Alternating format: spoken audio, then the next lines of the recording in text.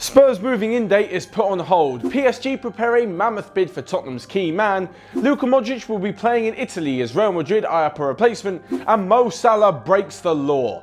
That and more coming up in the next few minutes, as I'm your host Matt Froelich, you are the One Footballers, and this is the Daily News. First off, Spurs' housewarming party has been put on hold as issues with the critical safety systems, whatever that means that they won't be playing at the new Tottenham Hotspur Stadium until the turn of the year at least.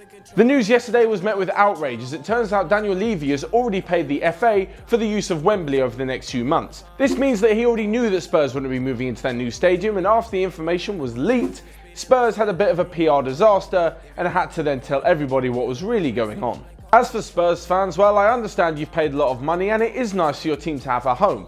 But let's be honest, the stadium is just an aesthetically pleasing cash cow. At the end of the day, the football is still played on the pitch where there's 2 goals, 11 against 11 for 90 minutes, and whoever scores the most wins. End of conversation. If there is something to worry about off the pitch for Spurs fans, it's the fact that PSG are preparing a huge move for the star man of the midfield, Christian Eriksen. A £100 million deal could be on the table for Daniel Levy to mull over in the next few weeks, but without being able to sign a replacement due to the transfer window being closed, it looks unlikely. However, as is always with Spurs, money talks, and in the midst of his biggest project going tits up, don't be surprised if Levy accepts this one.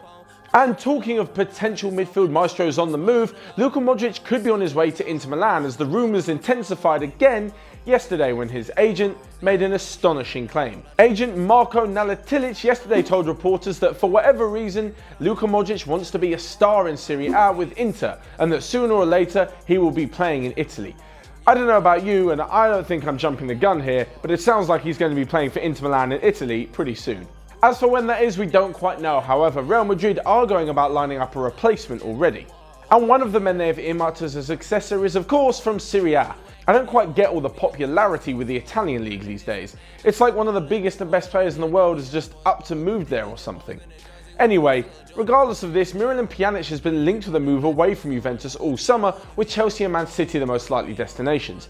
Now that the English transfer window is shut, it looks like Real Madrid may be willing to stump up the £60 million to buy Pjanic and bring him to the Bernabeu. Oh, fly. Should this transfer not happen, there's an unlikely rumour that Thiago will be making the move to Real Madrid. However, with his previous ties to Barcelona, that looks as likely to happen as Nickelback reaching #1 again. And finally, what is a small negative mark on his public image, Mo Salah has been caught on his phone whilst driving. The Liverpool star was absolutely mobbed by fans, many of them children, as he tried to escape the pandemonium and was on his phone for merely a few seconds. Now, my opinion on this matter, you should probably leave the bloke alone and don't act like you haven't done something like that or something similar. To be honest though, this is the English media and everything will be blown out of proportion, and there'll be calls for Salah to step down as Liverpool player and Egyptian hero within the next few days. The beauty of Twitter. But that's all there is for me for today. Make sure you smash that like button down below and let me know what you think of today's news, including Eriksen's huge deal and Salah's potential fine for just checking his phone. Until next time, I'll see you guys later.